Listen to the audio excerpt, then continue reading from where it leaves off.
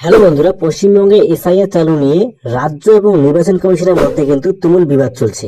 এই মুহূর্তে পশ্চিমবঙ্গে এসআইআর আদৌ চালু হবে কি হবে না, যে ডেটগুলো আমরা শুনতে পাচ্ছি যে স্বাধীনতা দিবসের আগেই চালু হতে পারে কিংবা স্বাধীনতা দিবসের পরে চালু হতে পারে এই এসআইআর। তো এই এসআইআর আদৌ চালু হবে কি হবে না এই বিষয়ে খুবই কিন্তু একটা জটিল সমস্যার সৃষ্টি হয়েছে। ইতিমধ্যেই আপনারা যারা নজর রাখেন বিভিন্ন ধরনের খবরে তারা কিন্তু জানতেই পারছেন যে রাজ্য থেকে যে চিঠিটা পাঠানো হয়েছিল, রাজ্য নির্বাচন কমিশন যে চিঠিটা কেন্দ্রীয় নির্বাচন কমিশনকে পাঠিয়েছিল, সেখানে রাজ্য নির্বাচন কমিশন বলেছিল যে রাজ্য পুরোপুরি প্রস্তুত এসআইআর করার জন্য। পরবর্তীকালে রাজ্য আরেকটি চিঠি দিয়ে জানিয়ে দেয় যে রাজ্য এখনো পর্যন্ত প্রস্তুত, এরকম কোনো খবর কিন্তু রাজ্য নির্বাচন কমিশনকে দেওয়া হয়নি। তারপরেও কেন এরকম আপডেট গেল?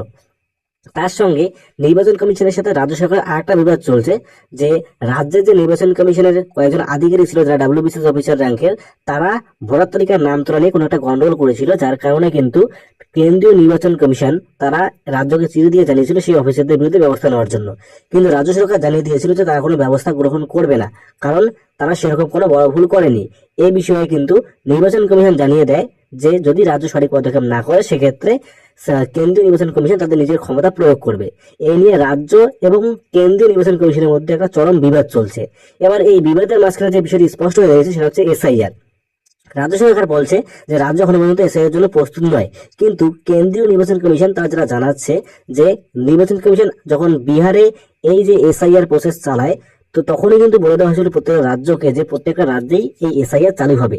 তারপরেও রাজ্য সরকার কেন কোনো ব্যবস্থা না নিল, এটা কিন্তু নির্বাচন কমিশনের বক্তব্য রয়েছে। তো এবার দেখার বিষয় যে এই যে বিবাদ, যে এসআইআর চালু হচ্ছে কি হচ্ছে না, রাজ্য প্রস্তুত নয় কিন্তু কেন্দ্রীয় নির্বাচন কমিশন বলছে, তার আগে থেকে জানিয়ে দিয়েছে। এসবের মাঝখানে এই এসআইআর আদৌ হয় কি হয় না, তার মধ্যে একটি বিষয় কিন্তু রয়েছে, সেটা হচ্ছে সুপ্রিম কোর্টে কিন্তু এখনো পর্যন্ত এই কেসটি আটকে রয়েছে। যে বিষয়টা বিহারের যে সমস্যাটা হয়েছিল সেটা নিয়ে কিন্তু সুপ্রিম কোর্টে এখনো পর্যন্ত সঠিক চূড়ান্ত রায় আসেনি। তাই বিভিন্ন তালমাটাল পরিস্থিতিতে আপাতত এসআইআর পশ্চিমবঙ্গে চালু হচ্ছে কি হচ্ছে না এই বিষয়ে কিন্তু সঠিক কোনো আপডেট পাওয়া যাচ্ছে না। যারা আশা করা হয়েছিল যে 15ই আগস্টের আগে হয়তোবা এই এসআইআর প্রসেস চলতে পারে বা এসআইআর হয়তোবা হতে পারে, কিন্তু 15ই আগস্ট যেহেতু খুব শীঘ্রই চলে আসছে এবং যেহেতু একটা সংঘাত চলছে, সেক্ষেত্রে এই যে আদৌ এসআইআর প্রসেস পশ্চিমবঙ্গে হবে কি হবে না সেই বিষয়ে কিন্তু কোনো আপডেট পাওয়া যাচ্ছে না। তবে নির্বাচন কমিশন যেহেতু বলেছে যে এসআইআর হবে, তো সেক্ষেত্রে আমাদের কিন্তু প্রস্তুত থাকতে হবে। যারা রয়েছেন, যাদের 2002 সালে ভোটার লিস্টের নাম নেই, তাদের কি যে ডকুমেন্টস গুলো বলা হয়েছে, মোটামুটি 11টি নথির কথা বলা হয়েছিল, সেই 11টি নথির মধ্যে যেকোনো একটি ডকুমেন্টস রেডি রাখতে হবে। এই বিষয়গুলো কিন্তু আপনাকে করে রাখতে হবে, কারণ যেহেতু কেন্দ্রীয় নির্বাচন কমিশন বলে দিয়েছে যে এসআইআর প্রত্যেকটা রাজ্যে হবে, এবং যেহেতু পশ্চিমবঙ্গে 2026 সালে কিন্তু ভোট রয়েছে, অর্থাৎ বিধানসভা ভোট রয়েছে, সেক্ষেত্রে পশ্চিমবঙ্গে এসআইআর যে চালু হবে সে বিষয়ে আমরা কিন্তু একটা মোটামুটি নিশ্চিন্ত হতে পারি।